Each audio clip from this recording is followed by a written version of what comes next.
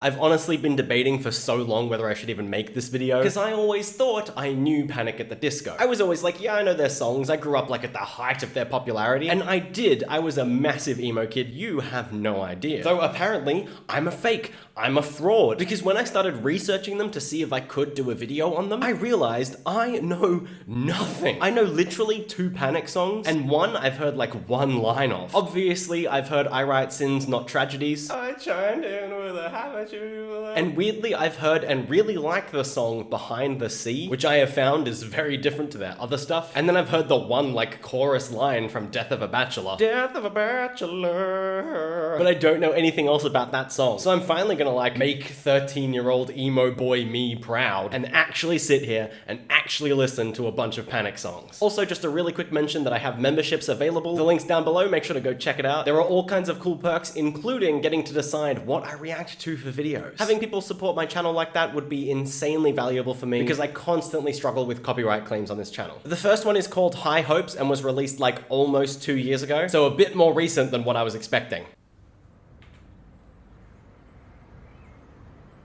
Really nice cinematography to start, damn. Looks like a movie. Okay, dope. I like that, like, I think they're trumpets or some kind of horn. It gives a really nice touch and lets this feel like anthemic.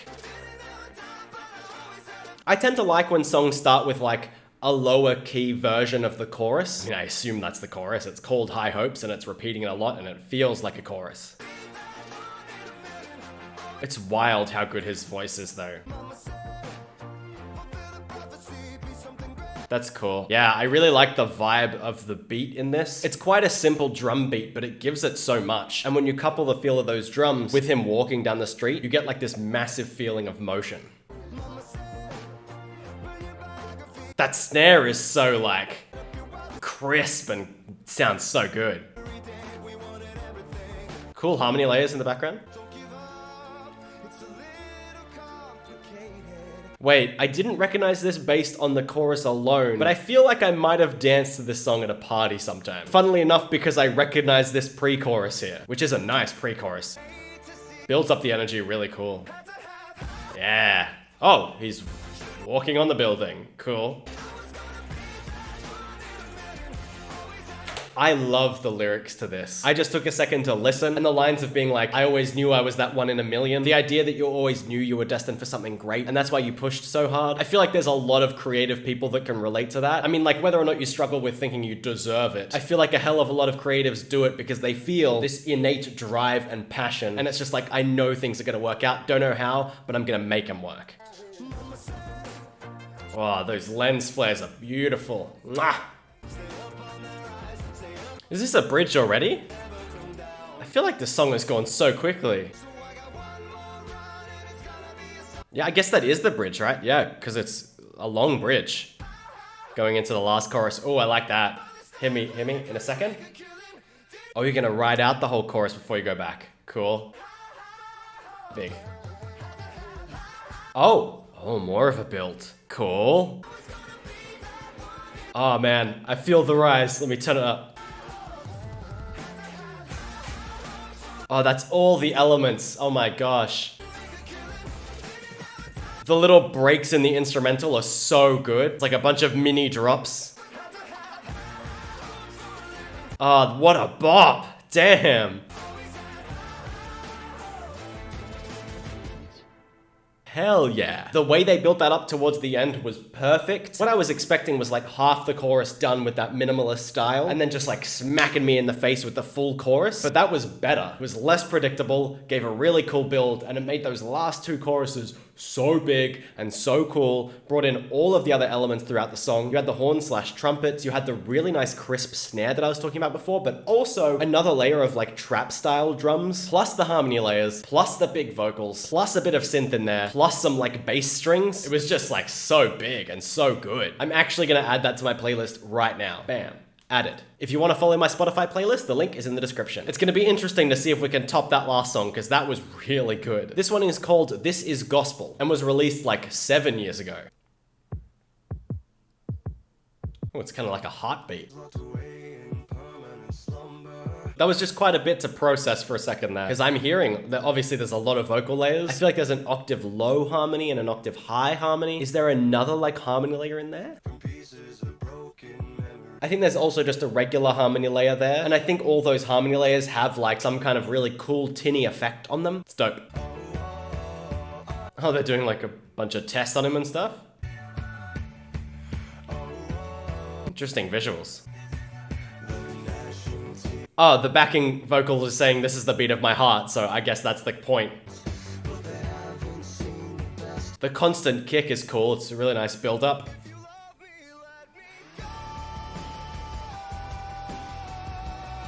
Man, such massive vocals though.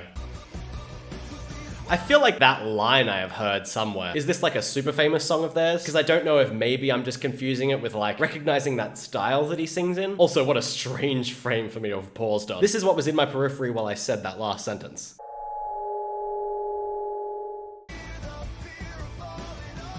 This is terrifying in its entirety, this music video. Oh god, this is really unnerving. Yeah, the like cool effects on the backing track is so nice. Wow, the visuals of that were so cool. The way they flowed into everything and made everything work in what looked like one take, that was so cool. Hey, hate this too. Don't, oh no, it's so uncomfortable. The way that everything comes in there is so good. I also like the little vocal touches, like you got the like, in the background. Oh, and they mirror it here. I see. This is, all of the visuals here are a little uncomfortable. Held down by doctors, tied up, placed into a coffin that was then filled with water so you drown. Horrifying, truly. This is like a horror movie in and of itself. This has definitely got my head bop going. I only just noticed it, but I'm so sure I've been doing it this whole song, right? Is he got a flat line? Horrifying. Gee, thanks. Really hate it. Not the song at all though, that was a dope song. Really good, really solid. What I find fascinating about them so far is that Brendan Urie's voice is so like not the typical voice you'd hear. It's not super poppy, but still definitely works, and he is just phenomenally talented. I know that after I turn off the camera, I will be definitely singing those songs, and I know that I will try to hit those notes, and I also know that I probably won't. This one is called Say Amen, in brackets Saturday Night. Oh my gosh, is there like an intro? Good evening. Let's go straight to breaking news, and we're hearing reports. She's Australian. An ancient Mayan. Like straight up, Panic at the Disco, more like John Wick at the disco, am I right? What? What was that little squat he did? Hold on.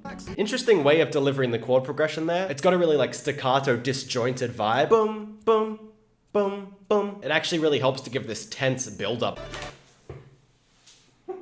All right, that didn't it? Yep. It was spaghetti.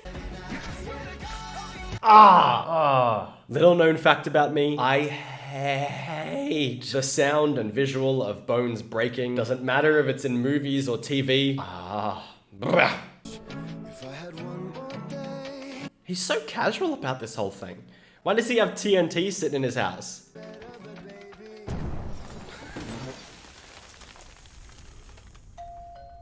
At least they didn't show everyone getting blown apart. Are they just gonna like... Really? Over the dead bodies?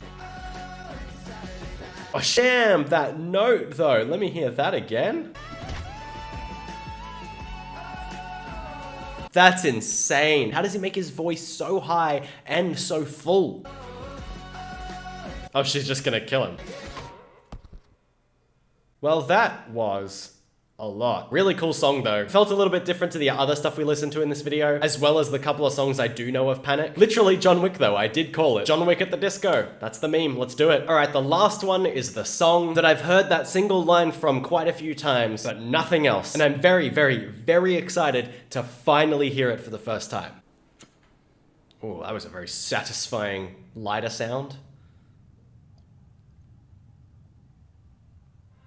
Another cool stylistic one. I wonder if he's gonna slaughter a bunch of people in this one too.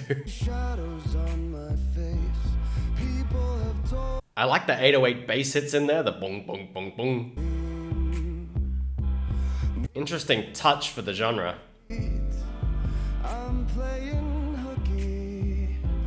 It's got that like Frank Sinatra style, but like with bass. And then the trap elements again. That's cool. Oh, I'm ready. Is this where the line is? It is. Such lovely notes. Oh, and that run is so good. I want to be able to hit that run. I'll try it sometime in my life. What's up with him like super easily hitting these insane high notes? I absolutely love the delivery style here. It's funny because I think he is trying to encapsulate that like crooner Frank Sinatra style. And interestingly, he actually sounds like Seth MacFarlane's music. Yes, the creator of Family Guy. He makes music that is like literally Frank Sinatra, but bringing that style into such a modern setting, but still shooting it so artistically like this and in black and white is really cool. And it's an awesome mix. Share one more drink with me. Smile even though I like that his voice has a little bit of grit to it. It's not entirely clean. Oh, hit me again. I'm so ready. Turning up.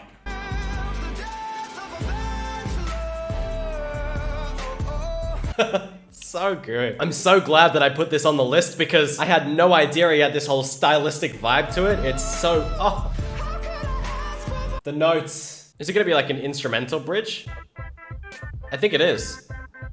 Any vocals? No? It's funny because bridges often like require vocals, but that was a bridge that just required no vocals. Oh.